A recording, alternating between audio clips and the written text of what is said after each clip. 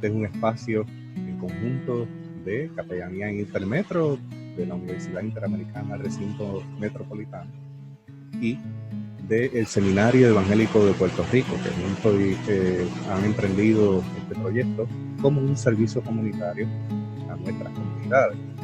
Esta tarde tendremos una actividad exquisita, así que me place presentarle a la doctora Ibeliz Valentín, quien habrá de estar al frente de esta actividad en el día de hoy. Yo me quedaré por aquí en los controles y pendiente a las redes, pendiente a sus preguntas para el final, así que sin más preámbulo le paso a la doctora Ibeliz Valentín para que dé inicio a la junta. Jesús, gracias por tu excelente labor. Jesús es el director de tecnología de IT del Seminario Evangélico de Puerto Rico, pero también es una persona con múltiples competencias en el campo ministerial, teológico y en muchas facetas, así que no es solo nuestro técnico para nada, es mucho más que eso y es el corazón de este proyecto también. Así que te damos gracias por todo lo que hacemos. Creo que este es nuestro 9º webinar o conversatorio, ¿verdad? Estamos por los 9 ya. Así que estamos muy contentos 11. Andamos 11. Por los 11. Sí, ¿Y cómo es posible que a mí se me olvide ya? Cuenta. Oh, Dios mío, qué la memoria de corto plazo, tú sabes. Bueno. Alguien nos acaba de escribir, saludos, el día número 75 del confinamiento. Se nos ha ido tan rápido. Hemos hablado de muchas cosas para los que nos sintonizan por primera vez. Hemos hecho un servicio a la comunidad, a las comunidades de fe, hablando de temas intrínsecos a ellas mismas, de cómo enfrentar esto que estamos viviendo, esta experiencia específicamente dentro de las comunidades de fe, pero también hemos tenido panelistas que nos han traído a través de la historia, de las pandemias a través de la historia. Hemos tenido panelistas que nos han hablado del acompañamiento y el cuidado pastoral y el acompañamiento emocional y espiritual. Tenemos pronto también vamos a trabajar el tema de la tanatología próximamente, vamos a trabajar también el tema, nuevamente vamos a traer a recuperar el tema de la historia. Así que nada, estamos tratando de abarcar lo más que podamos los temas que son importantes para ustedes y pensamos que teníamos que aterrizar y teníamos que llegar a algo que es vital y es la visión, ¿verdad? El aspecto científico y a la misma vez bioético del COVID-19, del COVID-19, de lo que está sucediendo, que no es solamente en Puerto Rico, es prácticamente la primera vez en nuestra historia contemporánea que vivimos un evento que afecta el globo entero, el globo terráqueo entero, que nos afecta a todos como humanidad. Y entonces yo voy a hacer una introducción bien breve de nuestros panelistas. Estoy muy contenta, creo que este junte es histórico, es fabuloso. Tenemos primero, el orden no tiene nada que ver con privilegiar a nadie, pero sí tengo que ser honesta, quiero privilegiar al doctor Alejandro Ruiz, es mi amigo, y él ha hecho un sacrificio enorme porque él ha estado enfermito esta semana y yo me siento hasta culpable de que en nombre de esa amistad él haya hecho, ¿verdad?, una pausa, abierto un paréntesis en su descanso para estar con nosotros. Alejandro Ruiz, Alejandro, si yo te describo voy a pecar, porque tú tienes una trayectoria extraordinaria, fuiste en un momento dado vicepresidente de Asuntos Académicos de la Universidad Interamericana, trabajas con nosotros como profesor de tecnología médica en nuestra escuela de tecnología médica, también fuiste rector de la UPR, eres microbiólogo, eres asesor para procesos infecciosos en algunas oficinas del gobierno en nuestro país. Así que bienvenido. Si hay algo que se me quedó y es importante, tú lo dices. La doctora Lilian Gallá, que también representa a la Universidad Interamericana, es nuestra profesora de bioética. También su preparación académica, su PhD también es en biología. Y es nuestra decana asociada de asuntos académicos. La doctora Agustina Lubis tiene una mezcla extraordinaria, es tecnóloga médica en función, cosa que para mí era bien importante tener a alguien que estuviese también un poco más relacionado o más vinculado a las personas, o sea, a tener esa relación con el que entra y sale, con con el público, con la gente, con el día a día, no solo la parte científica, ¿verdad?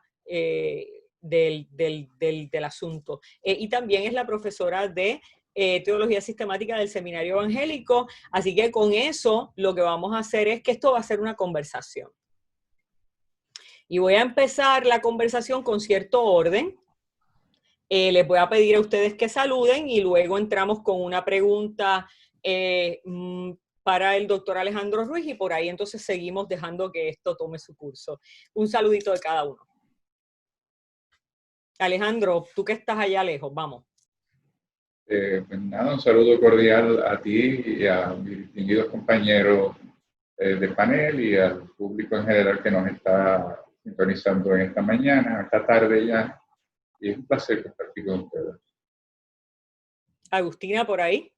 Muy buenas tardes a todos y todas. De verdad que es un placer para mí estar en medio de ustedes, un honor compartir con estos colegas y sobre todo, ¿verdad? Vaya mi palabra de acompañamiento y solidaridad a las personas que están padeciendo esta enfermedad o están sufriendo, ¿verdad? El dolor o el luto porque han perdido alguna persona familiar o amigo. En este momento, vaya nuestra solidaridad y nuestra oración también. Bueno. Buenas tardes a todos, encantada de estar aquí con ustedes. Gracias, capellana, por la invitación. Claro que sí. Y entonces comenzamos por hablar un poco. Alejandro, háblanos del COVID-19 desde tu área de investigación como microbiólogo y como especialista en procesos de contagio.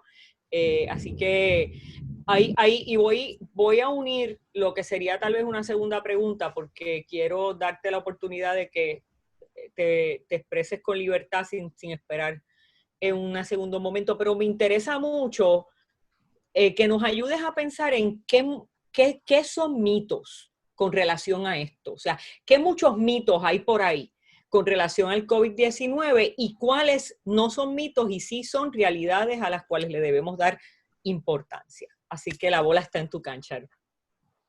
Gracias, Ibelis. Lo primero que quisiera enfatizar es que esto del COVID pues, nos ha tomado por sorpresa, sin embargo debemos tener presente que en los últimos años la humanidad ha estado siendo objeto de enfrentamientos con diversos nuevos patógenos. Sabemos desde mediados de los 2000, la primera década, la aparición por ejemplo, pues, el H1N1, la influenza H1N1, luego el Zika, el chikungunya y así por el estilo. Y ahora, pues, lo que está de moda es este virus, el coronavirus.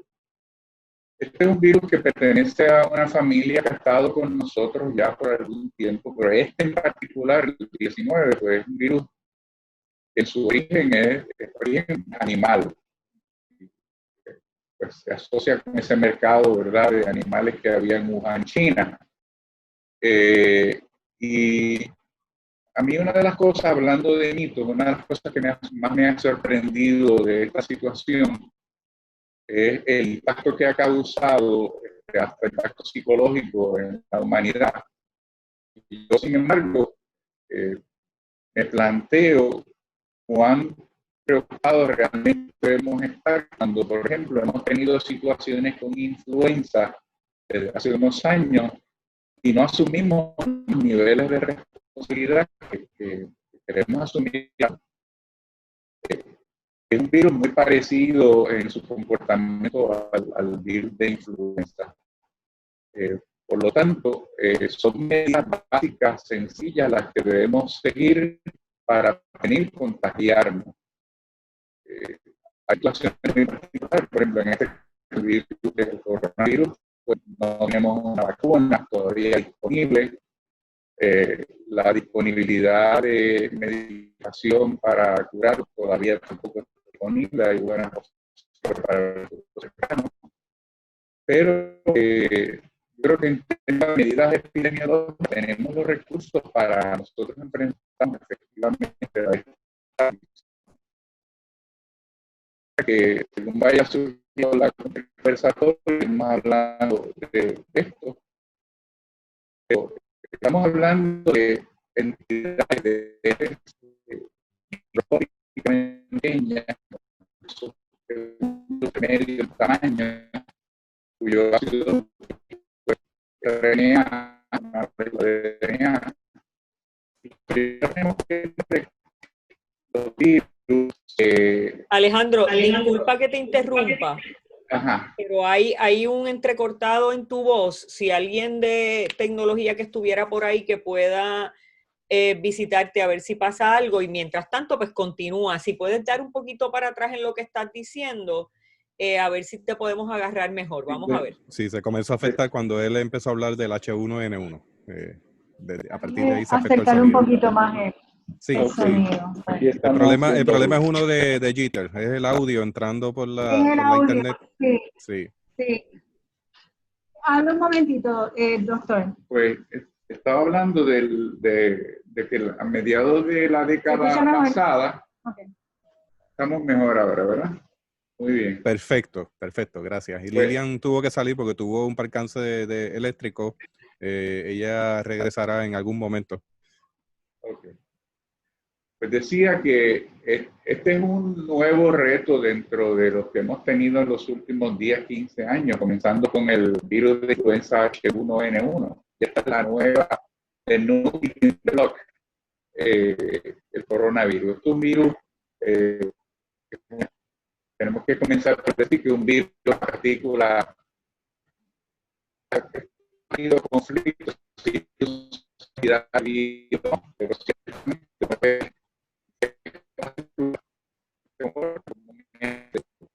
son partes extremadamente pequeñas que tienen la capacidad de convertir la salud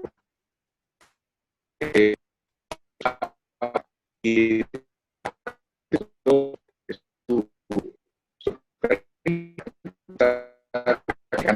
de reproducción se enferma porque la célula no cumple ya sus funciones tradicionales y se va a dedicar exclusivamente a producir ese virus en grandes cantidades. Este es un virus muy particular porque es un virus RNA. Los virus se distinguen en dos grandes grupos, virus DNA y RNA.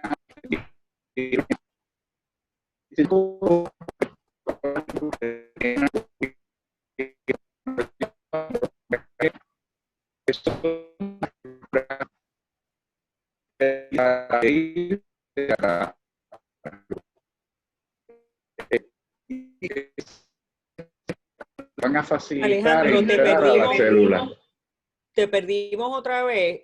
Pues, si puedes continuar, pero a la misma vez, si la compañera que tienes ahí a tu lado pudiera decirle al muchacho de tecnología que entre, porque no es la distancia del micrófono, sino es algo en la red. Pero entonces Sí, continúa, vamos a ver si tenemos la problemática que le está teniendo de jitter se debe a la manera en que está saliendo la información de allá hacia la internet. Está teniendo tardanza en salir y eso se debe a un upload speed un poco bajo. Si tengo que verificar por aquí si hay alguna alternativa de que él pueda llamar a una línea de teléfono. Estoy verificando inmediatamente ese detalle porque si yo le puedo dar una línea de teléfono quizás sea más conveniente. Hasta ahora no veo esa posibilidad por aquí. Sí, vamos a ver si podemos hacer algo por acá, porque es que estamos perdiendo información importante de tu parte. Vamos a tratarlo otra vez y entonces disculpa, pero es importante escucharte. Okay. El problema que tiene es la internet. Sí, es correcto. Sí, por experiencia es la velocidad de salida de la información que está saliendo de cuarto. Sí, Okay. sí. Sí, la red está congestionada. Vamos a ver si tenemos suerte otra vez. Intento de nuevo. Claro. Muy bien. Pues mira, una de las cosas que tenemos que entender es cómo lo que es un virus y cómo se comporta un virus. Un virus es una partícula sumamente pequeña, son de 10 a 100 veces más pequeñas que las bacterias. Se componen, son estructuras sumamente sencillas. Una ha sido un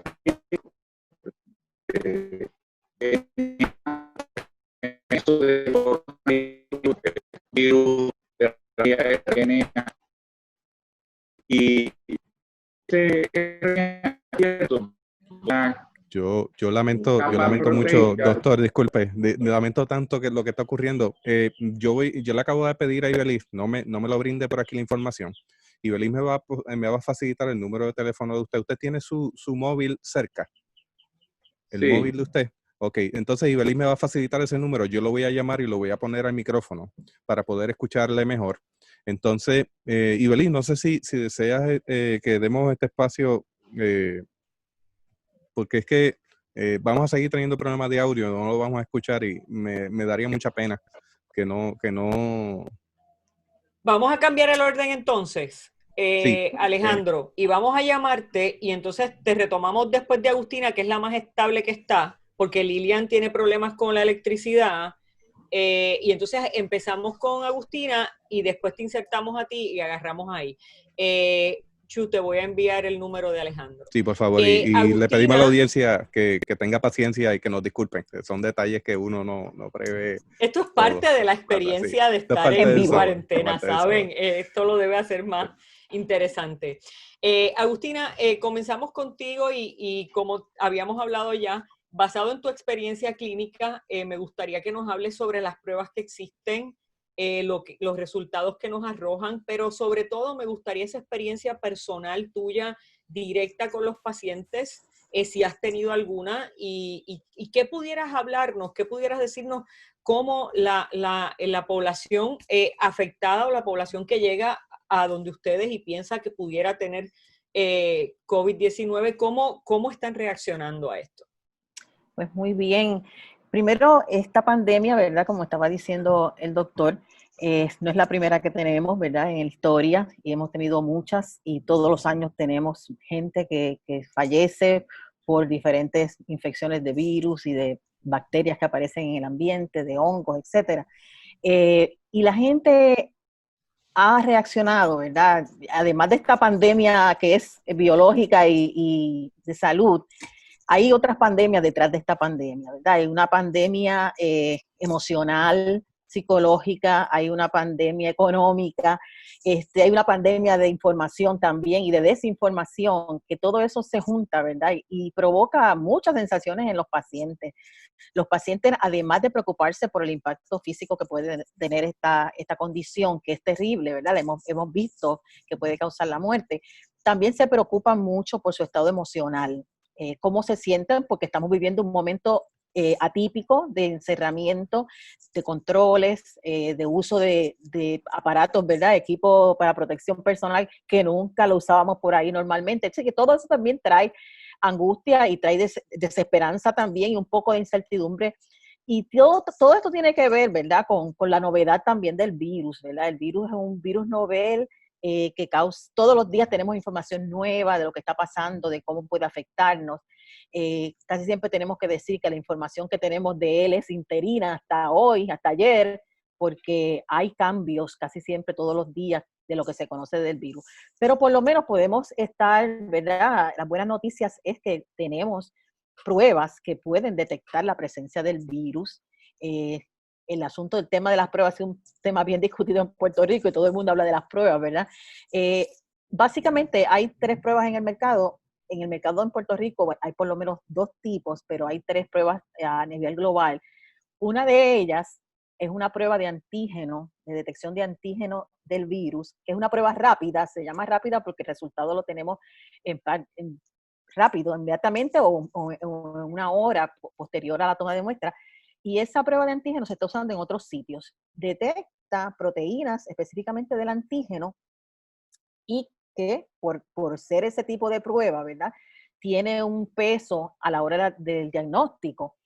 Están otras pruebas rápidas, que también se le llaman rápidas porque tenemos el resultado pronto, que son pruebas de anticuerpos. Anticuerpos que son las defensas que desarrollamos nosotros ante alguna infección.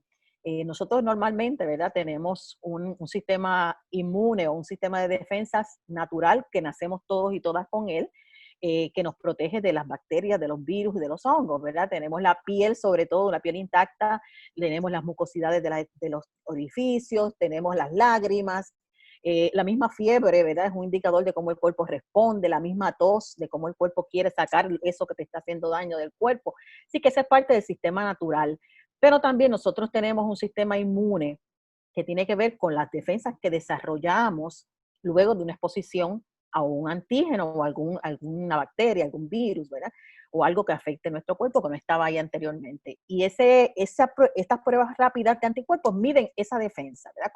Cómo el cuerpo reacciona. Y básicamente las que se están haciendo en Puerto Rico, pues miden los anticuerpos IgM, que son los que surgen inmediatamente después de una infección, 5 a 6 días después de la infección, o un poquito más también puede ser.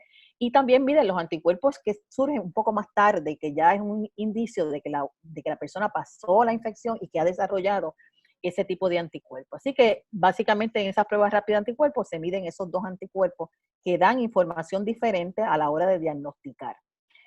La otra tercera prueba que se está haciendo en Puerto Rico con mayor, bueno, no se está haciendo a mayor escala, pero en este periodo de apertura, que es donde estamos ahora mismo, de reapertura, es la que se recomienda que se haga, ¿verdad? Con mayor prontitud y con mayor alcance en la población.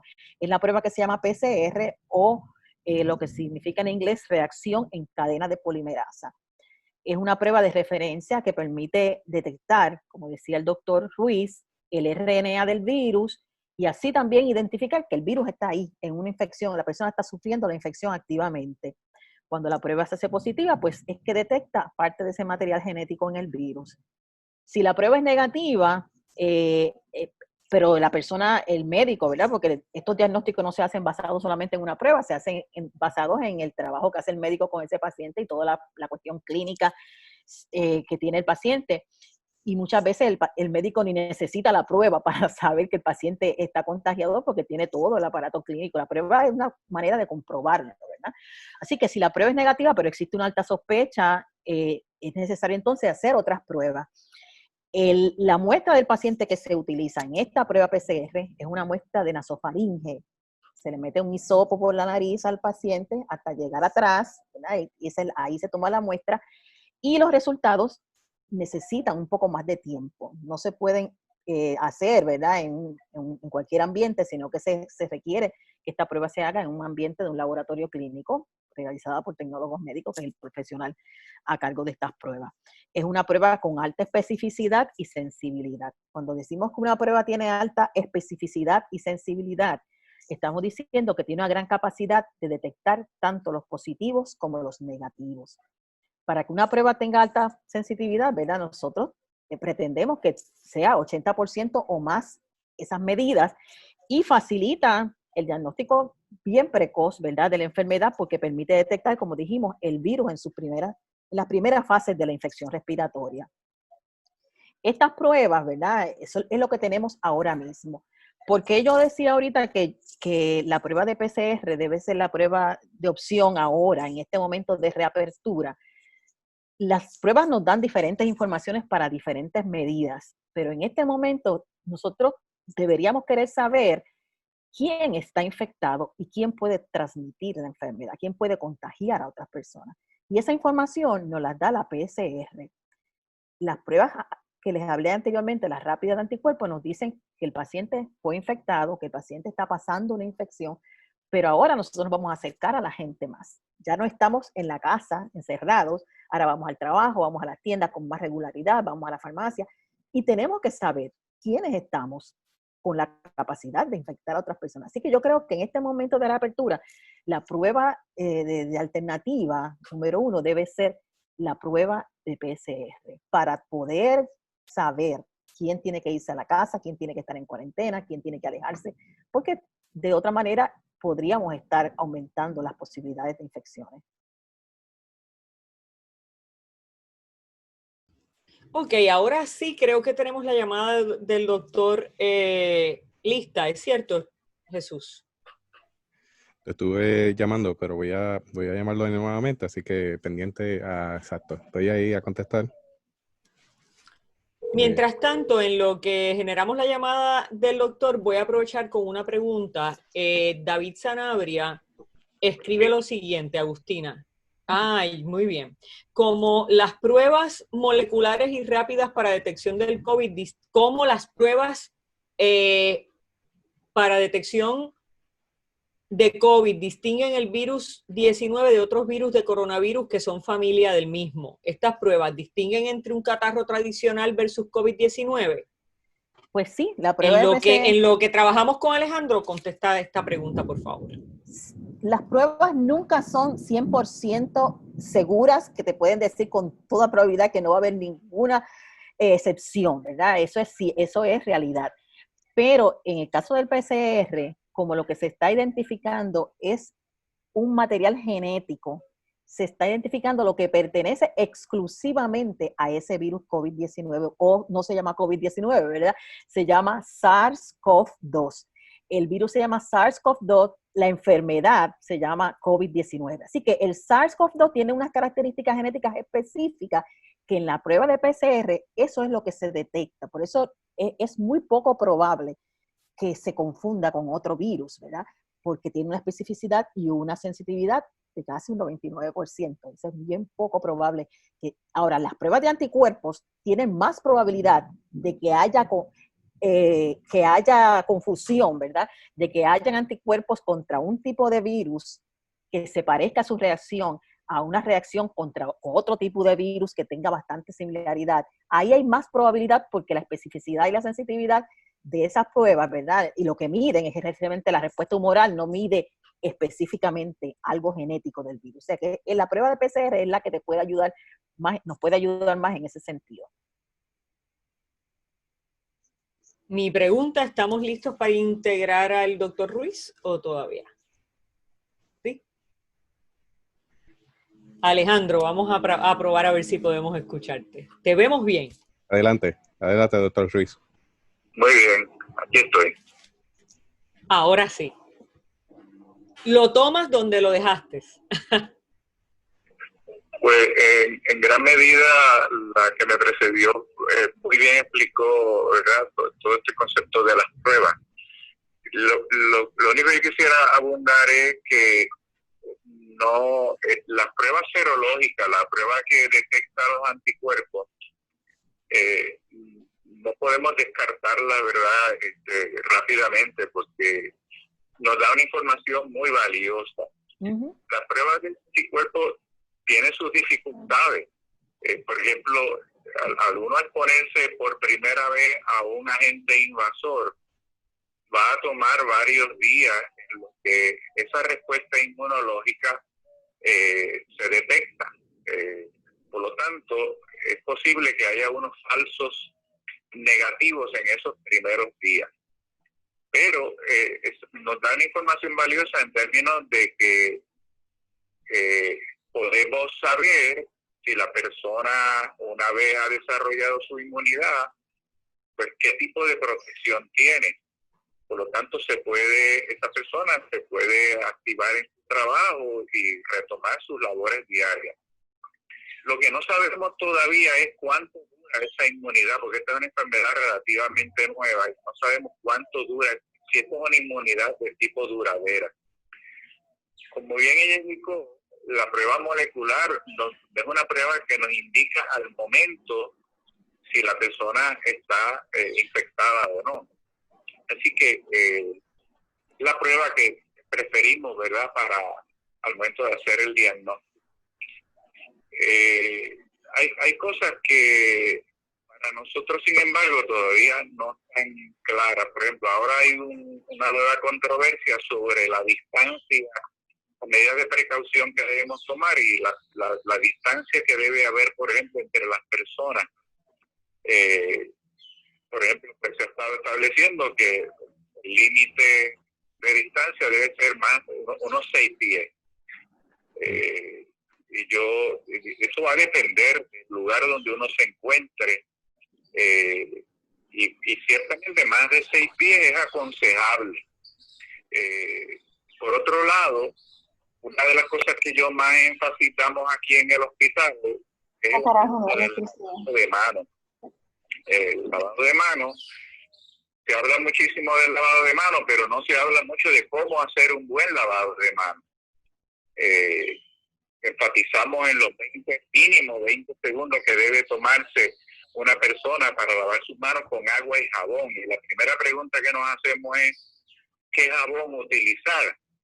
Bueno, pues sepamos que el jabón común y corriente, de la manera que está manufacturado, es un buen recurso para el lavado de manos. Es decir, no tiene que ser necesariamente jabón antibacterial o un jabón muy sofisticado para ese propósito.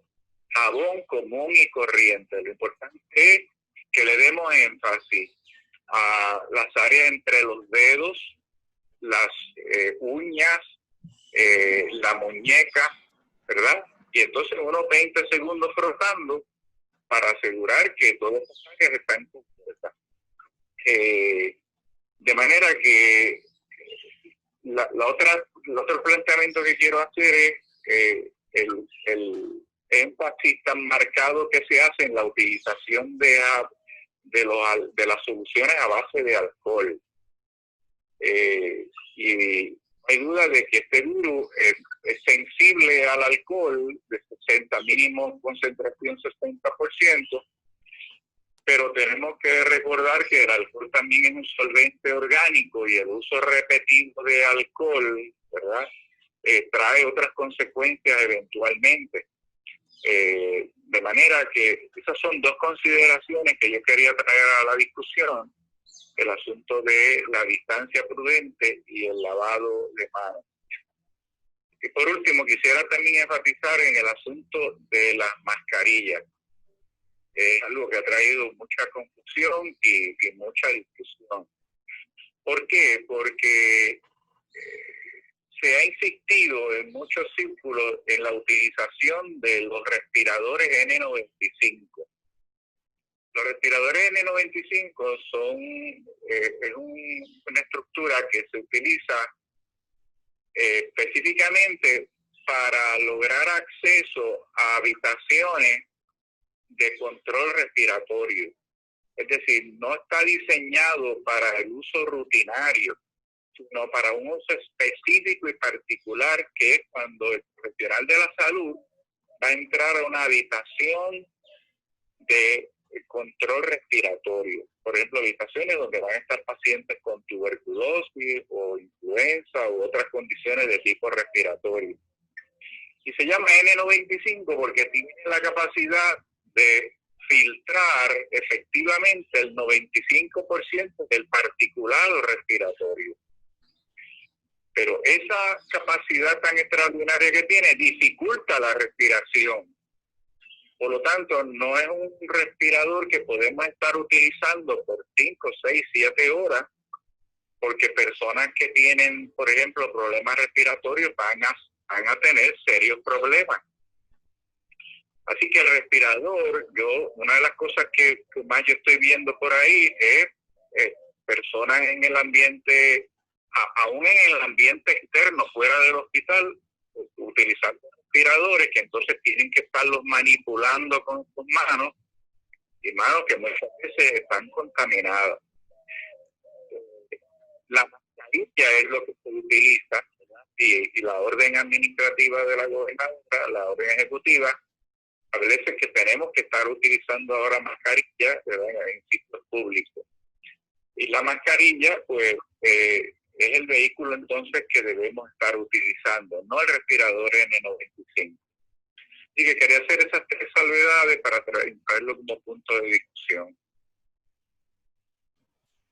Excelente. Hay personas haciendo algunas preguntas y yo creo que una de las cosas que han preguntado ha sido con relación a los aires acondicionados y cómo estos pudieran ser un foco de contagio. Doctor Ruiz, ¿qué usted opina de esto? Lo que pasa es que lo que se persigue es que haya la mayor dispersión posible, la menor dispersión posible del particulado que se emite. Cuando nosotros hablamos, cuando nosotros estornudamos o tosemos, emitimos un particulado al aire que se conoce como aerosoles respiratorios. En los lugares Y lo que queremos entonces es que ese particulado tenga la posibilidad de dispersarse fuera del ambiente donde estamos lo más posible. Por lo tanto, los sitios donde hay aire acondicionado y está enterrado esa facilidad, pues facilita la concentración, permite la concentración de ese particulado. Así que lo que queremos es que ese particulado se disperse, por eso buscamos áreas más ventiladas, ¿verdad? Y la distancia prudente, que en este caso, como decíamos ahorita, más de 6 pies para evitar la exposición a ese particulado.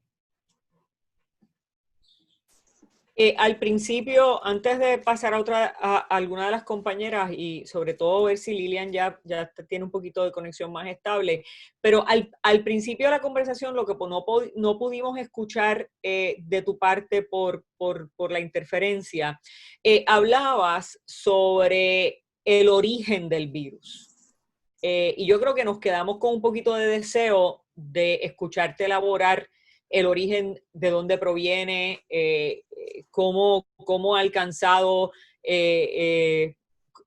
la magnitud que ha alcanzado. También mencionaste, y nos quedamos también con el sabor a eso, que fue muy interesante, mencionaste por qué no hemos asumido el mismo rigor con otros virus de alcance muy parecido a este, como la influenza H1N1. Así que quisiera como que recuperar esa conversación.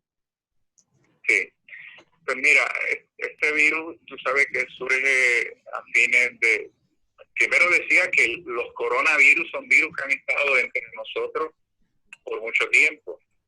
Este en particular, su origen se lleva a la situación de Wuhan en China a fines del año 2019. Y se origina en un mercado de animales, aparentemente.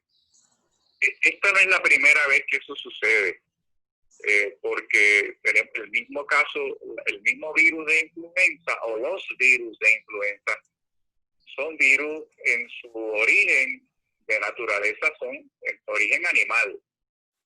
Son virus, por ejemplo, de aves. Yo no sé si ustedes se acordarán que en un momento dado se hablaba de la fiebre porcina. Pues porcina viene de cerdo, pues era una influenza que se originaba en cerdos. Luego vino la influenza aviar posteriormente, venía de aves. Pues ¿qué sucede? El virus de influenza es un virus que en su origen, donde se encuentra normalmente, es en animales. Y el ser humano, al estar en contacto cercano con estos animales, particularmente en el sureste asiático, entra en contacto con estos virus y estos virus empiezan a sufrir, a enmendar su composición genética para adaptarse a vivir en el ser humano. En el caso de influenza ya se sabe que hay sobre 20 variedades del virus de influenza.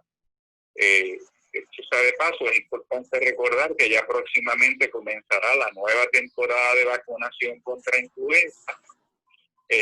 Y recordemos que el virus de influenza, la vacuna común y corriente trae 4 variedades del virus. Y entonces usted escucha personas por ahí hablando, bueno, pues yo me puse la vacuna y de todas maneras me dio influenza. Bueno, le dio influenza posiblemente por uno de los virus que no estaba incluida en la vacuna. Porque como hay más de 20 serotipos o variedades de este virus. Pues con el virus del coronavirus, una de las cosas que ya estamos viendo es que, al igual que en influenza, están generándose nuevas variedades en la medida que el virus se enfrenta al ser humano, ¿verdad? Y empieza a desarrollar mecanismos de defensa para enfrentar ese ser humano, pues van a empezar a surgir nuevas variantes. Y eso representa un reto enorme. ¿Por qué? Porque implica que posiblemente las vacunas que se generen en un momento dado puede que no nos protejan y tengamos que llegar a la misma situación que con influenza, que tengamos que estar vacunando todos los años para las nuevas cepas que van surgiendo. Así que la situación de Wuhan es relativamente nueva, nos trae un virus muy novedoso, pero del cual desconocemos todavía muchísimas cosas.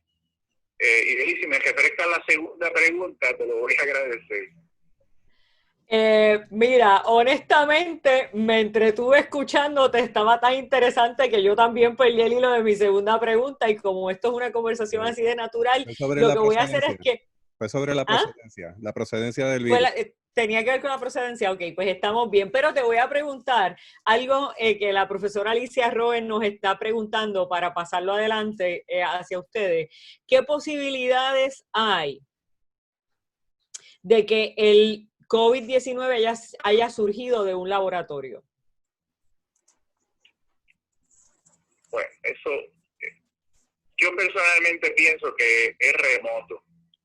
No hay duda de que el ser humano, la tecnología ha avanzado de tal manera, la ingeniería genética es una ciencia tan fascinante y ha evolucionado de tal manera que imagínate que ya se pueden construir virus en el laboratorio. Y no solamente se pueden construir, se pueden modificar, de ahí vienen las armas biológicas también. Pero todo parece indicar que este no es el caso del coronavirus. Parece ser un virus de origen animal y que ha sufrido conformaciones, ha sufrido cambios conforme se va enfrentando a diferentes retos en los humanos. Yo no tengo toda la información como para certificar eso de esa manera, pero sí lo guardo ahí en mi memoria, ¿verdad? Como una posibilidad, porque ciertamente ha sucedido con otros casos, pero no creo que sea este el caso, realmente. Pues vamos a aprovechar a las compañeras, a Lilian, a la doctora Gaya, que la vemos más estable frente a nosotros, aunque oscurita. La doctora Lubis también le puso a los participantes una nota con respecto a eso en el chat, se lo agradezco mucho. Lilian, vamos a escucharte entonces, vamos a empezar por esa pregunta que nos hizo la profesora Alicia. Déjame darte audio por aquí. Ah, no, tienes audio. Y como audio, quiera... Te escuchamos te escuchamos. Vas a entrar por esa pregunta y luego quiero que continúes elaborando sobre los conflictos éticos que plantea la reapertura de la actividad económica aprobada para ir cayendo un poco en la realidad que estamos viviendo en el país. Sí. Una pregunta. ¿Cuál es la pregunta? Porque no sé cuál es la pregunta. Sí. Ok, lo que estábamos haciendo era una pregunta de la profesora Alicia Roe que nos dirigió de qué posibilidades habría de que el virus fuese creado y no desarrollado en los animales como sabemos. Bueno, como ustedes saben, hay literatura de enciclopedias ya sobre el COVID como pandemia. Y hay mucha literatura que se está levantando en cuanto a la parte biológica, la parte básica del virus. Y hasta el momento, como dice el doctor Alejandro Ruiz, hasta el momento lo que ha aparecido comparando la genética de los virus anteriores con este virus que llega a nosotros, para nosotros nuevos, sabe Dios cuánto tiempo lleva, ¿verdad? Para nosotros nuevo es, como dice Alejandro, viene de, entre comillas, ¿verdad?, unas generaciones genéticas que se plantean con los virus anteriores que han estado, como los que mencionó el doctor Ruiz, H2N1. Así que se ha planteado que las posibilidades, por lo menos en cuanto a la ciencia que han analizado hasta el día de hoy, es incorrecto que venga de una fabricación de un laboratorio específico. Lo que sí se sabe y ha salido, que a lo mejor lo provoca tanta incertidumbre desde un principio, ¿por qué se tardan tanto en anunciar o avisar a las puertas del mundo, un mundo globalizado, algo que estaba ocurriendo ya en un lado del mundo, ¿por qué se tarda tanto en dar la información clara y precisa, número uno? ¿Y por qué nos tardamos nosotros en reaccionar a ese hecho, a ese dato? Ok, continúa por favor. Si te sientes que tienes problemas de transmisión, puedes apagar la cámara, pero no el sonido, ¿ok? Yo estoy muy bien, me veo oscura, Ok. pero realmente no tengo electricidad. Ok, no hay problema. Continúa entonces. Capellana, nunca esperé que fuera contigo. Mi temor, mi nightmare, ¿verdad? Era que fuera con los estudiantes dando clases. Así que espero que me llegue antes de las 4 la electricidad a esta casa, y me siento solidaria con los que no tienen plantas y no tienen ningún otro sistema para poder comunicarse por esta vía tan maravillosa del internet. Yo quisiera, yo no sé qué pasó antes, me moví del cuarto de la sala al cuarto del cuarto para poder conectarme con ustedes nuevamente, así que yo lo que quisiera es definir bioética, si es el momento preciso, para que entiendan por qué nosotros estamos aquí, unos que somos de ciencia, da la casualidad, los tres somos de ciencia, tenemos esa materia clara, y por qué la bioética, ¿verdad? Y entonces la bioética es un estudio de los problemas morales que surgen en las ciencias de la vida y las profesiones de la salud. Eso es un nacimiento que tiene la bioética para la década de los 70 del siglo pasado, 1970, ¿verdad?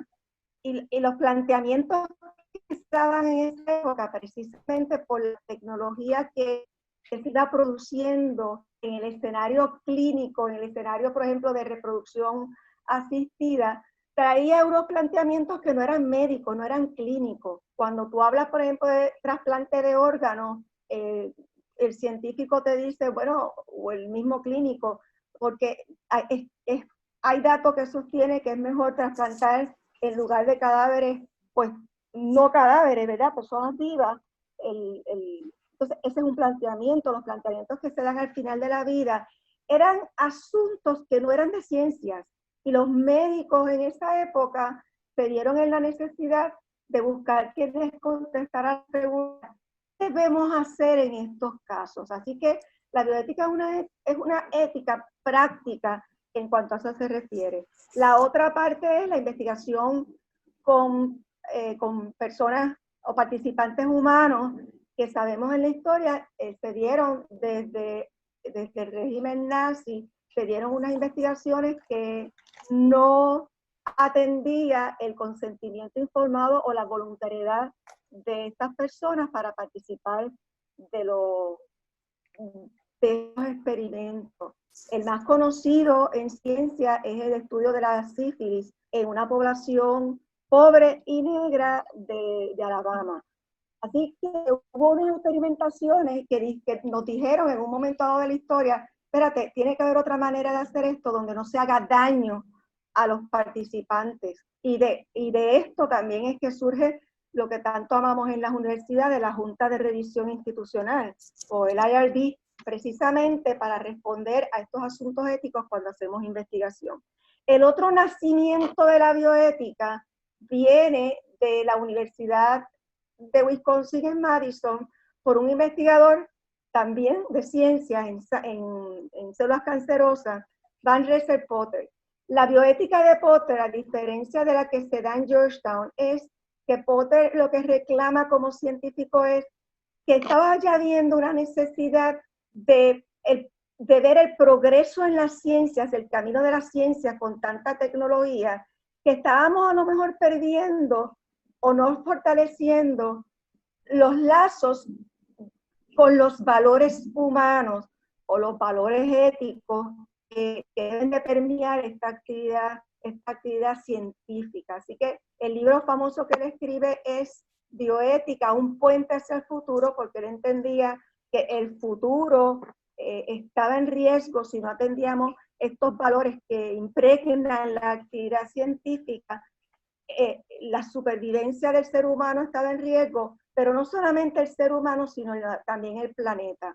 Para esa época, pues lo más que pesaba en interés para resolver, interés apremiante, era la parte clínica y médica, y por eso se abandona un poquito, sino bastante, la parte ecológica, la parte global, que como estamos viendo ya hoy con la pandemia, ya hay unos hechos que te están, unos asuntos que te están diciendo, ojo, que nosotros somos ciudadanos de este planeta, somos cuidadores de este planeta, y tenemos que ver cómo los organismos vivos, incluyendo los humanos, vivimos aquí, y cómo nosotros, que los que nos diferencian un poco de los animales, es este poquito de inteligencia que tenemos, que nos hace razonar, dar respuestas razonables, que es a lo que se dedica la bioética, ¿verdad?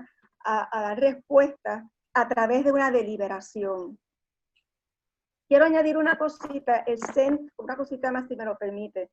La deliberación es el punto central de la bioética. ¿Qué se debe hacer? ¿Qué opciones debemos elegir? Y siempre tendemos a deliberar en mi dimensión personal, pero también en la dimensión colectiva. Así que la pregunta que nos hacemos tiene que traer una respuesta que sea prudente y razonable para todos los que están afectados con la decisión que se pueda tomar.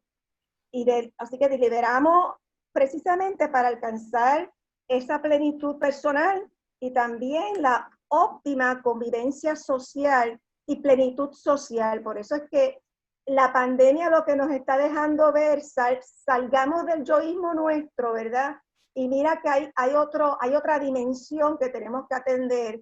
No podemos, si nos creemos humanidad, ¿verdad? Si proclamamos que somos un grupo de humanos con todos un plan para esta plenitud, pero ese plan no se queda en el uno, sino en el nosotros, en ellos, en aquellos que no conocemos, pues ya nos tenemos que preguntar si el yoísmo o el sálvase quien pueda no deberíamos de ir cambiando precisamente a propósito de la pandemia. ¿Alguno de los otros compañeros o compañeras que quiera moverse un poco por los planteamientos que ha hecho la doctora Gallá para continuar el diálogo? Hay un planteamiento ético que se está oyendo bastante en esta cuestión de la enfermedad y de las posibilidades de una vacuna. Y el planteamiento ético tiene que ver con un estudio que se hace que se llama CHI, por las siglas en inglés, que significa infección controlada en humanos. Es un estudio en que un pequeño grupo de voluntarios, personas voluntarias, se exponen deliberadamente a la infección para reunir datos rápidamente sobre la eficacia de la vacuna experimental. Eso es algo que se ha usado anteriormente, ¿verdad? La comunidad científica se plantea el uso, ¿verdad? De ese tipo de estudio para una vacuna. Se usó anteriormente con la gripe, se ha usado con tifus, con cólera, con malaria, y plantea, ¿verdad? Esa cuestión ética de si se justifica ese riesgo tan grande de exponer a una persona a este virus deliberadamente, si se justifica ese riesgo versus los beneficios que traería la creación de una vacuna. Así que ese tema de la ética, ¿verdad? También se está discutiendo con relación a esta posibilidad de una vacuna para aligerar, ¿verdad? Siempre hemos oído que la vacuna va a tardar, pero para aligerar ese resultado de probar la efectividad se está considerando también, ¿verdad? Ese estudio, pero se está considerando dentro de la discusión ética que siempre genera este tipo de discusión. Yo no recuerdo, ustedes me pueden recordar cuándo fue, así fue que se descubrió la vacuna, precisamente, utilizando pústulas de personas infectadas para, ¿verdad? Así que el asunto, el issue es primordial, o sea, que no es nuevo, pero yo lo encuentro preocupante. Claro. Fíjese que nosotros estamos haciendo unas experimentaciones, son los médicos, ¿no? unas experimentaciones que yo entiendo que son más justificadas que esas. Dentro de la primera, para encontrar la vacuna, pues hacemos muchas cosas que después, y eso es importante de la pandemia, que después podemos arrepentirnos como comunidad, ¿verdad? Y dentro de esa tendencia latente de ir deprisa para conseguir algo, vamos a cometer esos errores. Hay que ir, ojo, con calma. En bioética ese es el problema, que hay, el conflicto, si se puede decir así, que se quieren respuestas rápidas, y la bioética es un ejercicio. Para tú deliberar, tú necesitas tiempo, necesitas reflexión, necesitas evaluar los mismos sesgos que tenemos, ¿verdad? Y depurar lo que estaba diciendo el profesor al principio.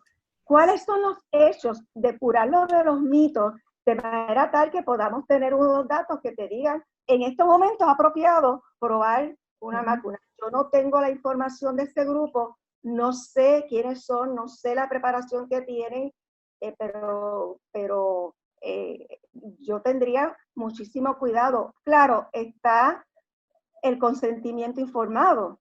Si es voluntario y conoce, que yo no los conozco, los riesgos graves que puede traer, pues yo no voy a ser el participante en estos momentos, tú puedes estar segura de eso.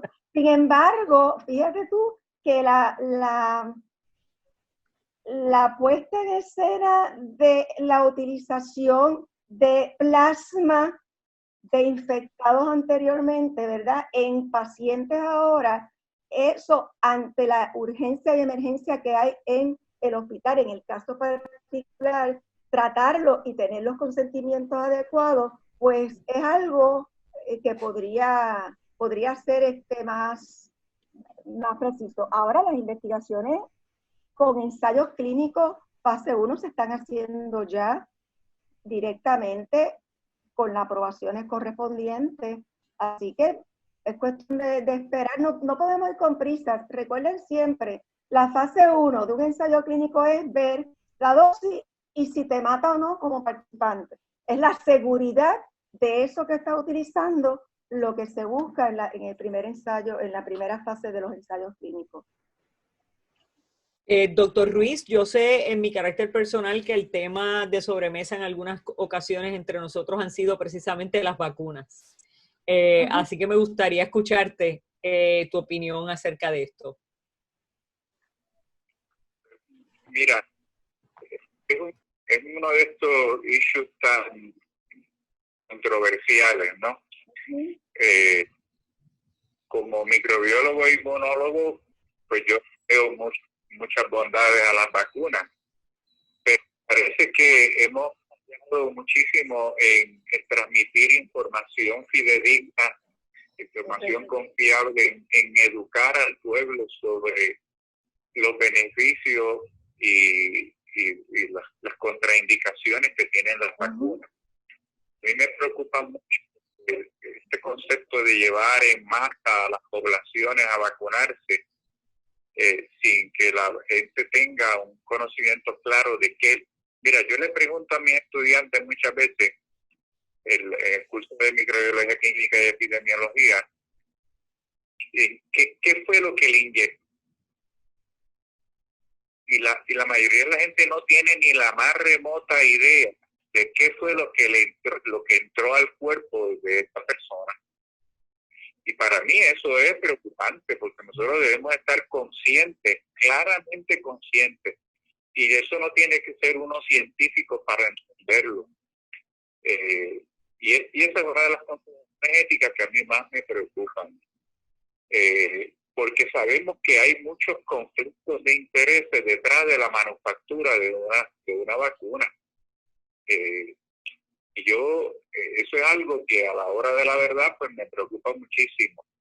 Como Lilian dice, el asunto de la utilización pues de la inmunidad pasiva, anticuerpos, representa menos riesgo, pero también es muy a corto plazo. Así que las opciones que tenemos pues son bien limitadas, pero son preocupantes. Eso es lo que quisiera decir por el momento.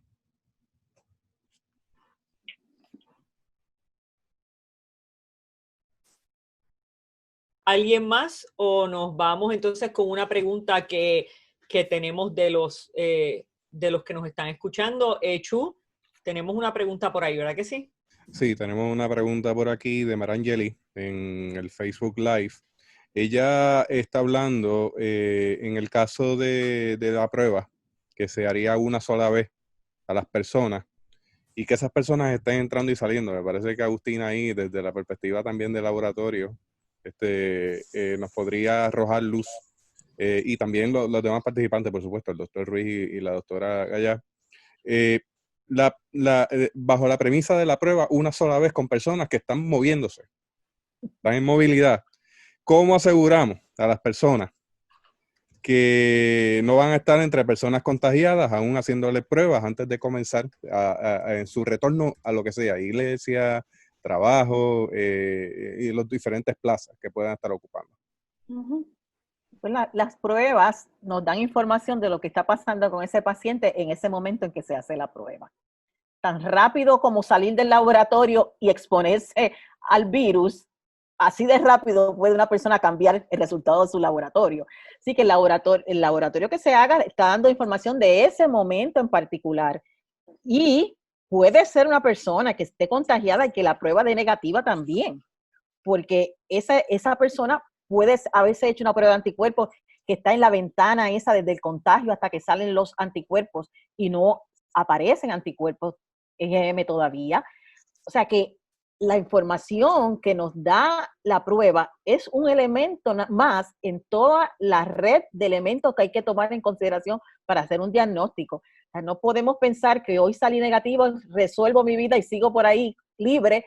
No, hay que seguir con todas las precauciones porque en ese minuto es que usted está negativo, en ese momento, y leyendo ese resultado a la luz de todo el análisis clínico que puede hacer el médico y el diagnóstico clínico. O sea, no es una panacea la prueba, o sea, no ni cura ni te dice que vas a estar eternamente sano de la enfermedad. Tengo una pregunta que pues la tenemos que hacer. Creo que es importante. Tengo al doctor Ruiz por aquí que tenía un comentario. Y disculpa, es que estaba Ok, en acá adelante, y Alejandro. no pudo. Antes de la pregunta. Adelante, doctor Ruiz. Que decía es que coincido plenamente con lo que ella dice. El resultado de la prueba es el retrato del momento. Es lo que está sucediendo en este momento, pero una vez usted sale de ese lugar y se expone al medio ambiente o a las personas, ese retrato puede cambiar inmediatamente. Y que es un retrato, la prueba es un retrato de ese momento en particular.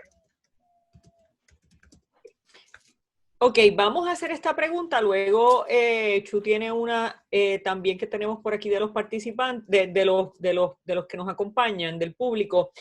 Pero alguien nos pregunta o nos pide que les preguntemos, según su experiencia y opinión, y aquí pues me encantaría que los tres opinen, según su experiencia y opinión, ¿los datos que ha suministrado el gobierno son confiables? Creo que esto es un aspecto ético que no se está considerando. Así que en el campo de juego está la pregunta. ¿Quién empieza?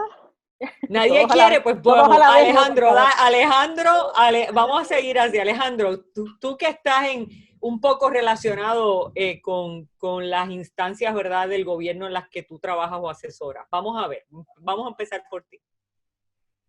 Absolutamente no son confiables. Esa es la única contestación que te puedo dar por el momento.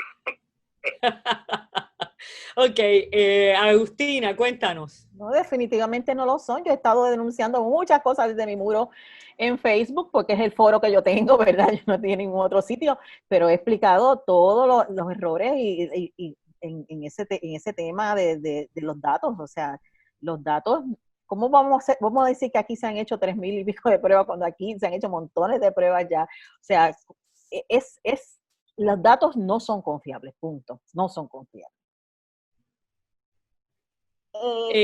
Lilian.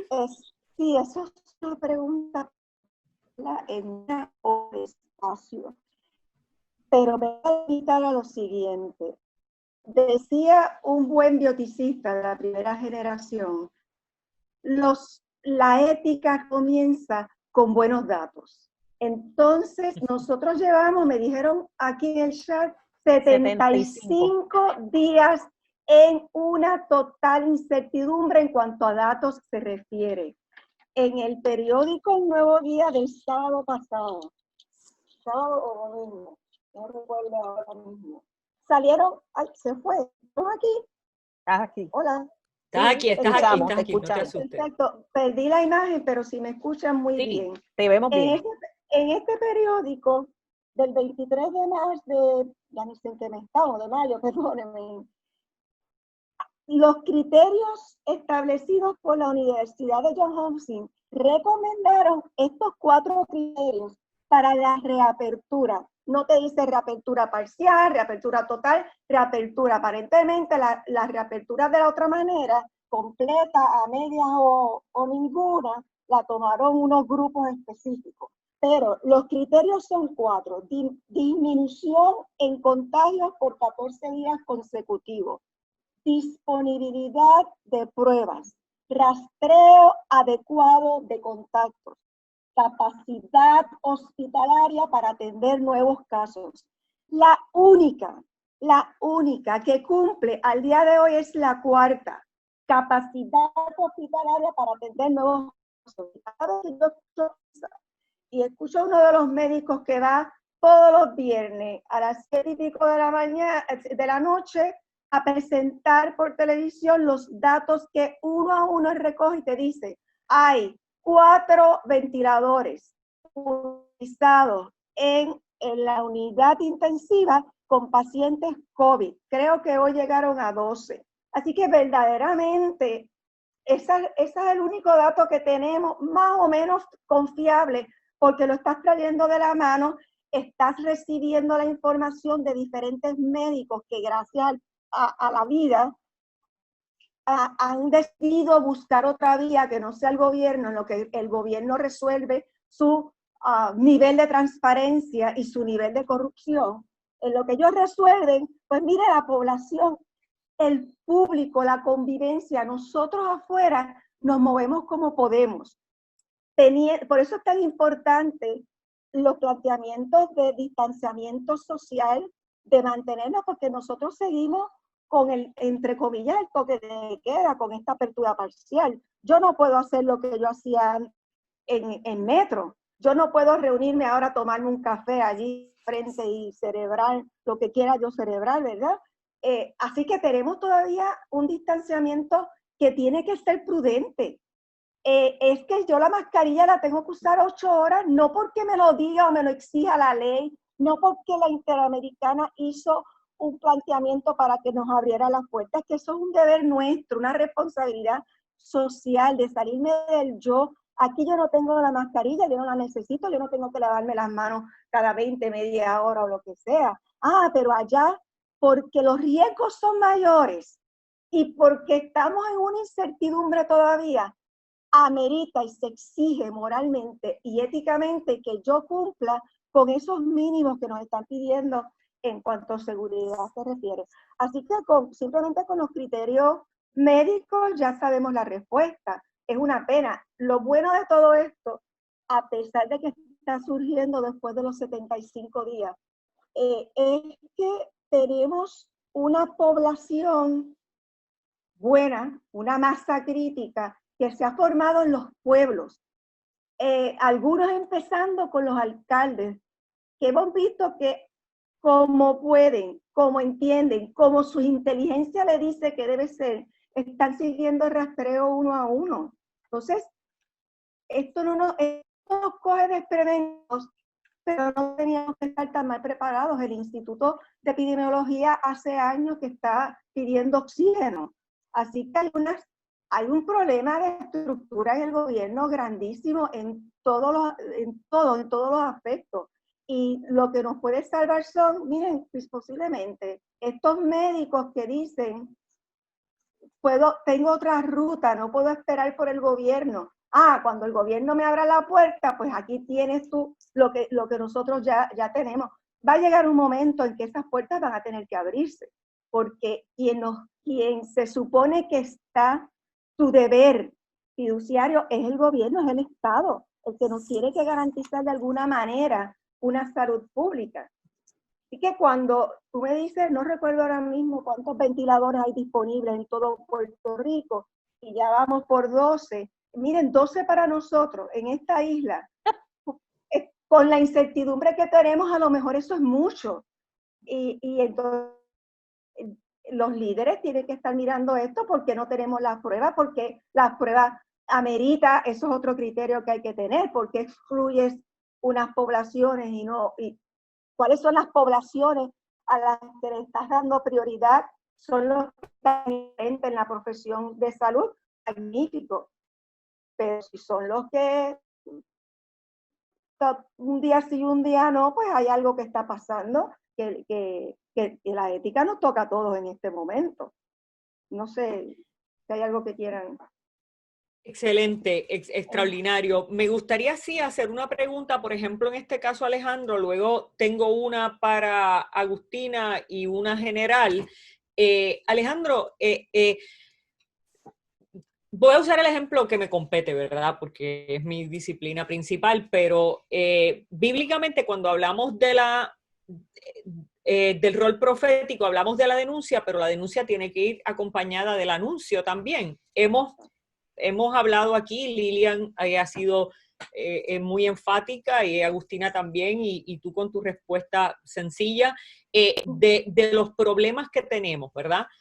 Para tener la información correcta, y eso en alguna medida es nuestra denuncia. Ahora, yo te voy a preguntar a ti, ¿cómo tú entonces en tu escenario de trabajo manejas el anuncio? Me refiero a el anuncio en virtud de qué posibilidades nos da, cómo podemos contribuir, qué podemos hacer en virtud de esa realidad que no es la ideal, no es la que quisiéramos, no es la que necesitamos, pero sí es la que tenemos.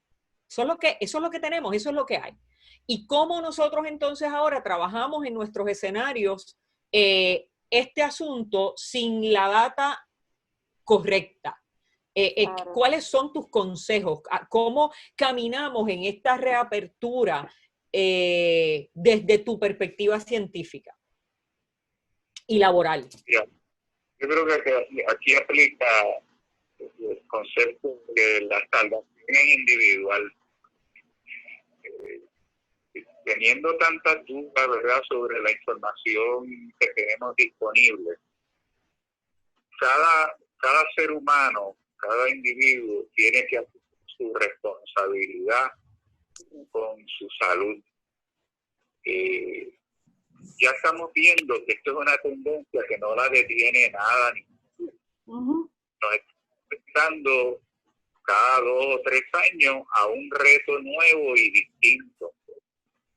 Yo le digo a mis estudiantes que la microbiología se ha convertido ahora en una ciencia que todos vamos a tener que estudiar en algún momento dado, cómo protegernos de estos organismos. Por lo tanto, yo pienso que una de las áreas que tenemos que trabajar definitivamente es la educación. Nosotros tenemos que incluir aspectos básicos, funcionales, prácticos, de lo que es la epidemiología, lo que es la microbiología, de manera que la población en general sepa a qué enfrentarse y cómo enfrentarse. Así que esa sería, en términos generales, mi sugerencia más inmediata. Algo, Agustina, que abundar aquí antes de que haga una pregunta específica para ti. Y tenemos también una pregunta, lo voy a decir para que lo vayan considerando y luego al final, cuando hagan su aportación final, lo trabajamos. Pero la gente quiere saber específicamente si verdaderamente es seguro regresar a reuniones como por ejemplo las iglesias, lugares de comercio, lugares de trabajo. Así que eso vayan manteniéndolo en mente para cuando vayamos cerrando. Sus impresiones finales. Agustina, ¿querías decir algo? No, está muy bien. ¿Estás bien? Pues mira, vamos a ir entonces ahora a preguntarle a Agustina, nos gustaría que te cambies ahora el sombrero y que como teóloga, pues abordaras cuáles son y compartas tu reflexión teológica. ¿Cuál es la reflexión teológica que te parece, ¿verdad?, importante para nosotros hoy? Y yo sí desarrollé aquí una pregunta que me gustaría que abordaras. Me gustaría escuchar tu impresión sobre dónde y cómo vemos a Dios en esta experiencia global. Bien, sabemos, ¿verdad?, que la teología no es otra cosa que la respuesta que damos los seres humanos ante la realidad, ¿verdad?, de la trascendencia, de lo divino, pero la teología es una sombrilla que no solamente habla de y reflexiona sobre lo divino, reflexiona sobre el ser humano, que desde la fe decimos que fue creado a imagen de Dios, y reflexiona también sobre la naturaleza a la que todos compartimos y que es también viva, ¿verdad? Así que todas esas áreas son importantes dentro de la reflexión teológica. Y en este caso de esta enfermedad, hay muchas preguntas teológicas que hay que trabajar. Hay que trabajar, sobre todo, hablando de la antropología teológica, ¿verdad?, del ser humano, ¿quién es esa persona que se está enfermando y muriendo de COVID-19? ¿Quién es esa persona? ¿Cuál es el color de su piel? ¿Cuál es su estatus migratorio aquí en Estados Unidos o en cualquier parte del mundo? ¿Es una persona que está en la libre comunidad o es una persona que está encarcelada? ¿Es una persona con diversidad funcional? Que ahorita alguien preguntaba cómo impacta esto a las personas con diversidad funcional. Pues de otra manera totalmente diferente y más trágica también. Esa pregunta desde la fe tenemos que hacérnosla. ¿Qué otras cosas pasan en la vida de esas personas, ¿verdad? Como son las otras enfermedades o como comorbilidades que se le llaman, que están juntos con esa enfermedad nueva. Estas preguntas son importantes porque desde la fe nosotros afirmamos que tenemos una responsabilidad precisamente con las personas más vulnerables de nuestra sociedad. Así que desde la teología tenemos que preguntarnos esas cosas para saber cómo vamos a responder como iglesia, como gente de fe, esa recurrencia de pandemias, porque esta no es la única pandemia que va a venir, ¿verdad? Se espera que sigan llegando pandemias como en toda la historia. Esa recurrencia de pandemias está directamente relacionada con nuestra irresponsabilidad ante la naturaleza. ¿Qué asuntos ecológicos tenemos que trabajar desde la fe para responder a esta realidad? Esas excavaciones terribles que se hacen en diferentes lugares, ¿qué tiene que ver eso con la presencia de agentes que ahora mismo no podemos ni controlar? ¿Qué tiene que ver el sistema económico en el que vivimos? También es una pregunta desde la fe. Este sistema de producción y de consumo en el que nosotros estamos sumidos y sumidas, ¿qué tiene que ver esto con subsidiar las pandemias y la aparición de nuevas pandemias? O sea, desde la fe tenemos que preguntarnos sobre la muerte, sobre la realidad de la enfermedad, cómo podemos humanizar la muerte, cómo podemos humanizar la enfermedad.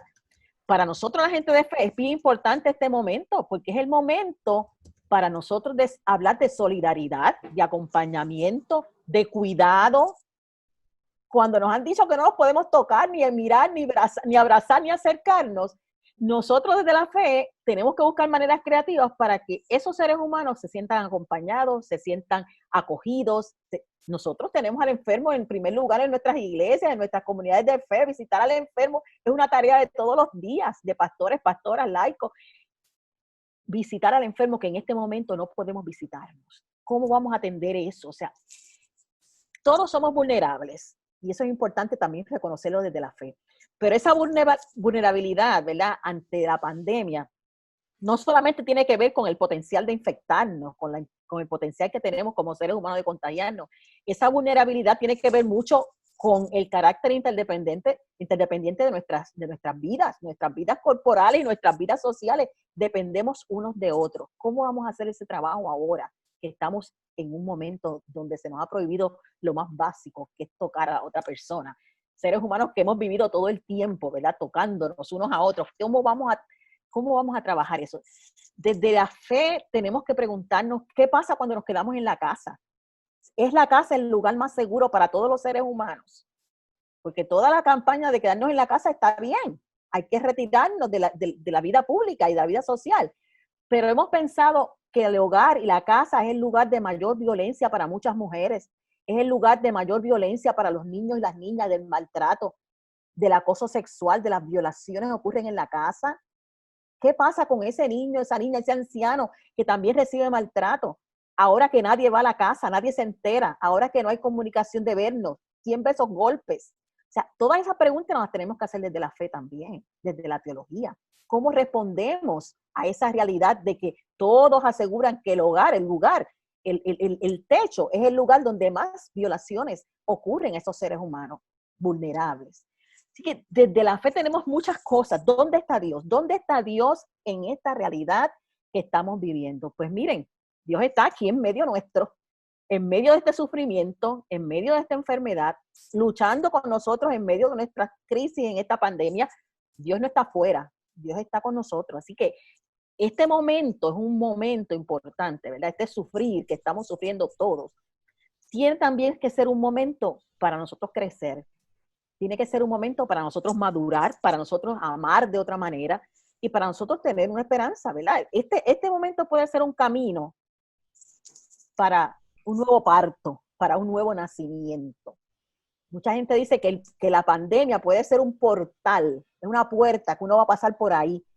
No podemos pasar con todo lo que traemos del mundo anterior, ¿verdad? Porque no cabemos por esa puerta. Vamos a otro mundo, a otra realidad, pues tenemos que pasar livianos, ¿verdad? Por esa puerta para poder dedicarnos a luchar en ese nuevo mundo que nos va a tocar, que nos está tocando ya. Así que desde la fe tenemos muchas reflexiones que hacer con esta realidad. Pero sobre todas las cosas, saber que este es un momento para que Dios se haga presente a través de nuestra solidaridad con nuestro hermano y con nuestra hermana, de nuestro acompañamiento, de nuestro amor, y no ver las personas, porque vamos a salir ahora afuera. Dentro de la casa estamos en familia, pero cuando salimos afuera no podemos ver a nuestro hermano y nuestra hermana como un foco de infección. Tenemos que verlo con una persona que está sufriendo también con nosotros y tener eso en la conciencia a la hora de relacionarnos con esas personas. Excelente, pues vamos entonces a una pregunta mutua. Entonces, recordamos lo que nos está pidiendo la gente que abordemos sobre el tema de si es o no es recomendable o prudente establecer actividades de reuniones como lo puede ser la iglesia y otro tipo de actividades comerciales o actividades sociales. Pero entonces voy a tomar una pregunta de Lilian, que la tenía para Lilian, pero creo que debe ser la pregunta de todos. Para cerrar, es ¿qué mensaje o qué exhortación podemos darle a quienes nos escuchan sobre la reapertura de la actividad económica? Porque si bien es cierto que les estoy pidiendo su opinión con respecto a estas instancias, ¿verdad? Si debemos promoverlas nosotros los que tenemos de alguna manera una palabra que decir en la decisión de algunos espacios de reunión, como para decir si sí abrimos o no, pues ¿qué nosotros debemos considerar cuando estemos haciendo ejerciendo esa toma de decisiones? Pero también, ¿qué recomendaciones ustedes nos van a dar en virtud de la reapertura de unas actividades que no las podemos evitar porque no están en nuestras manos decidir si abrimos o no abrimos, no está en nuestras manos decidir si vamos a los trabajos parcialmente o no vamos, en nuestras manos decidir, ¿verdad? Algunos de estos espacios que se hacen disponibles para nosotros. Así que, en virtud de eso, pues me gustaría que cada uno nos dé su opinión. Comenzamos por ahí por Alejandro, que está el pobre con su teléfono en mano, y seguimos por las compañeras. Mira, no hay duda de que nos enfrentamos a un mundo nuevo y distinto, a una realidad distinta. Pero eso no significa que vamos a dejar de vivir. Así que lo que tenemos que definitivamente hacer ajustes dramáticos en la manera que llevamos a cabo nuestra vida diaria. Ajustes que todavía ni siquiera están completamente definidos. Estamos en un periodo de estudio y de definición. Y eso va a tomar algún tiempo. Podremos estar, dependiendo de nuestros estilos de vida, podremos estar de acuerdo con algunas de ellas, otras menos, pero ciertamente el mundo que estamos viviendo y a partir de ese momento va a ser un mundo bien distinto, que tenemos que reflexionar.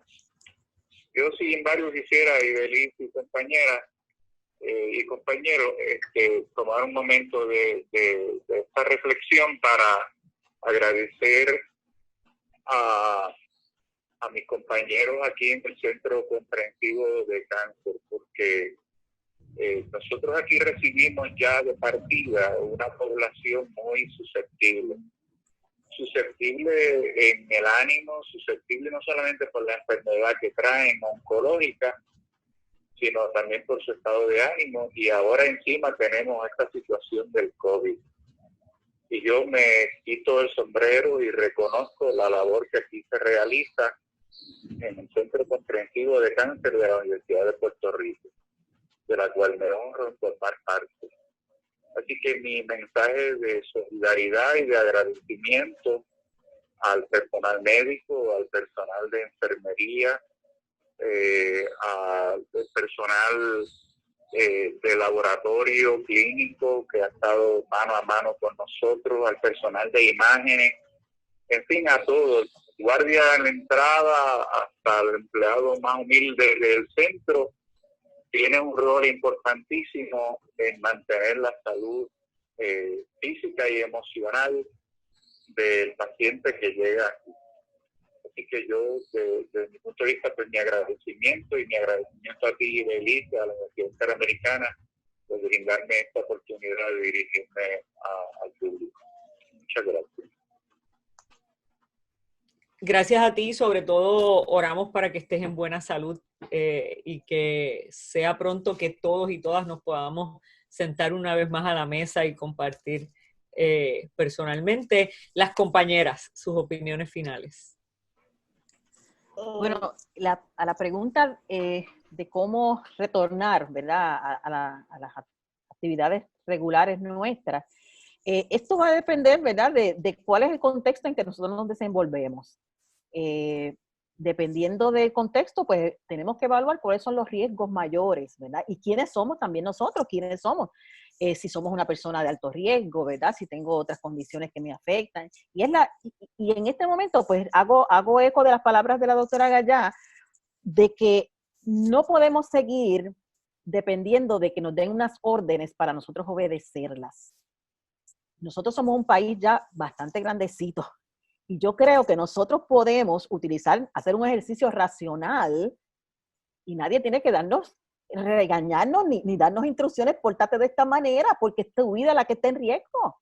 Yo creo que ya nosotros tenemos que tomar en nuestras manos esa responsabilidad racional y saber qué es lo que puede afectar a mi familia, quiénes son los que cohabitan conmigo, si tengo niños, si tengo ancianos, si tengo personas vulnerables, en qué yo trabajo, pues dependiendo del riesgo de trabajo, es las precauciones que tenemos que seguir. Yo voy a seguir cuidándome, yo voy a seguir usando mis guantes cuando tengo que trabajar, yo voy a seguir usando mi mascarilla, mi face shield, voy a seguir usando mi bata, o sea, aquí no ha cambiado nada.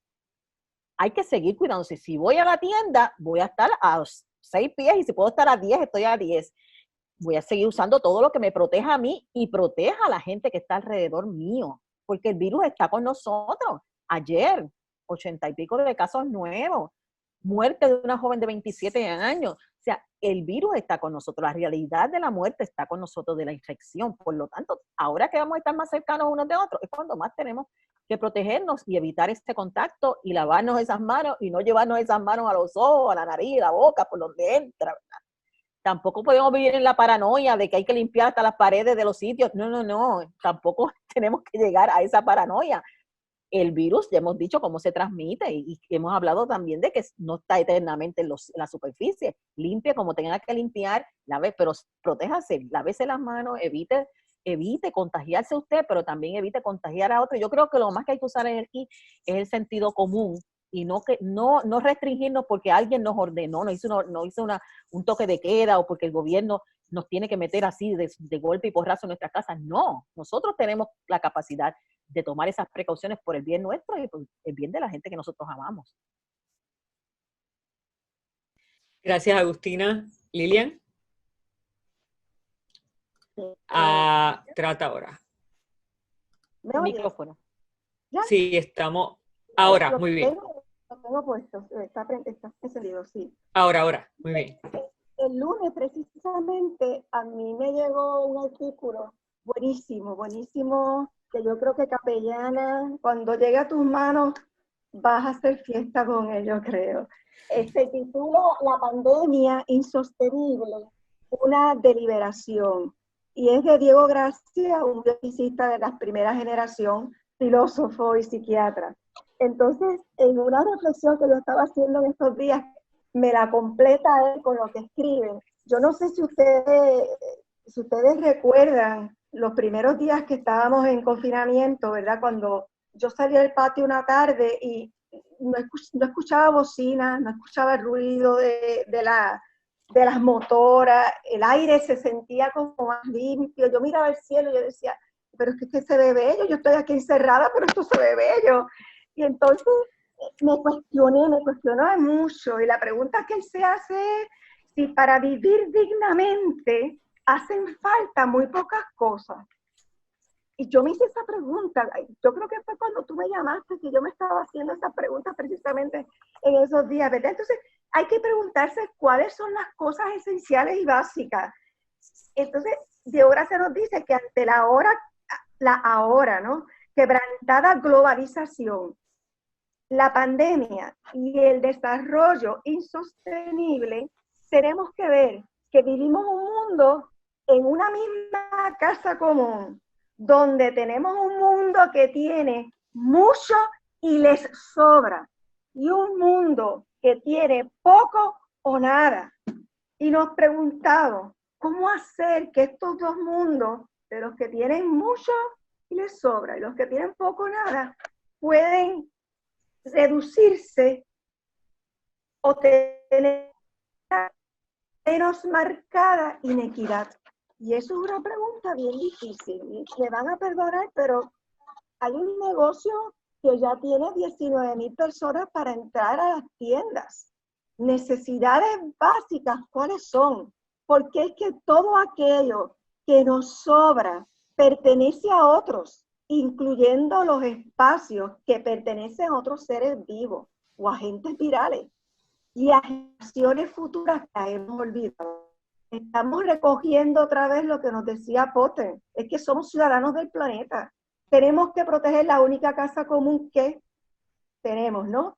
Entonces, si algo a nosotros nos debe sobrar, que sea transparencia y competencia, sobre todo gubernamental, únicamente, responsabilidad social, solidaridad y el apoyo mutuo en la autogestión. Esa es la instancia que nosotros vamos a hacer en la pandemia, la gestión que nosotros podamos apoyar en otros. Eso es todo, prácticamente, no sé. Gracias, es más que todo, es excelente, estamos felices, nos han escrito, no puedo leerles todo lo que nos han escrito, los comentarios de las personas con respecto a los excelentes panelistas, a lo extraordinario que ha sido esta conversación, a los tres. Yo quiero, ¿verdad?, cerrar haciendo una pequeña anécdota. Hace varios días tuve un momento, porque estamos trabajando más en el distanciamiento y en lo remoto que lo que trabajamos físicamente cuando estamos en nuestras oficinas. La realidad es que esto es una cosa increíble.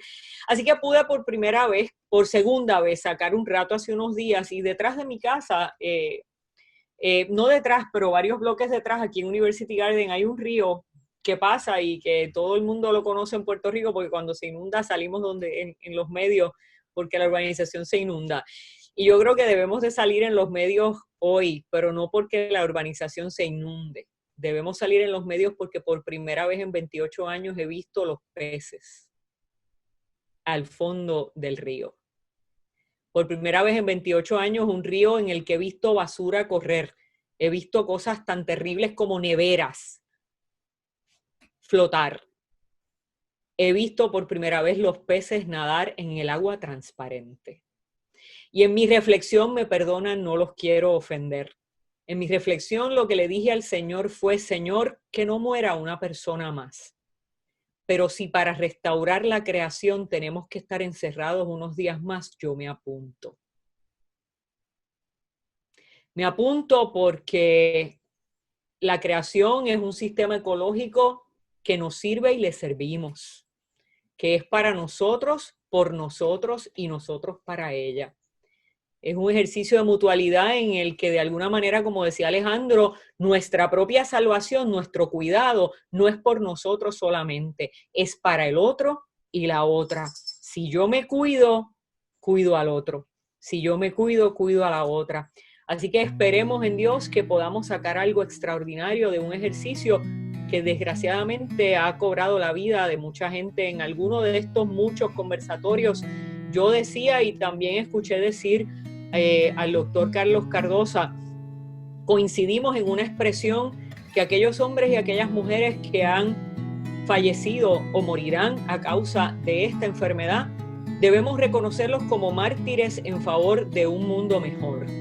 Mártires en favor de que, como decía o como dice el teólogo español José María Castillo, la humanidad verdaderamente se humanice, en un proceso de humanización que nos haga hombres y mujeres más conscientes o conscientes de nuestras responsabilidades hacia los demás y nuestra responsabilidad hacia la creación.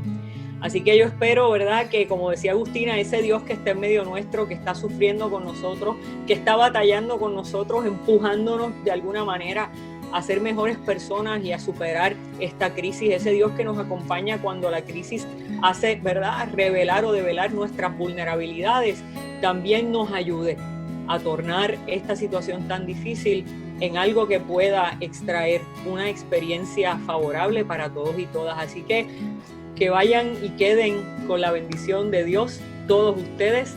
Estamos bien felices, Jesús y yo, que batallamos aquí en estos medios electrónicos por dejarles unos espacios productivos con mucha humildad, ¿verdad? Se los llevamos a ustedes y esperamos que podamos todos juntos sembrar una semilla en nuestro país. Así que Agustina, Alejandro, Lilian, Jesús, Dios me los bendiga, y los que están al frente nuestro en las pantallas también.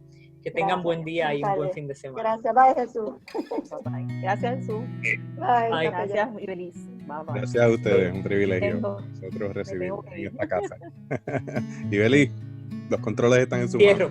Adelante. Muy bien.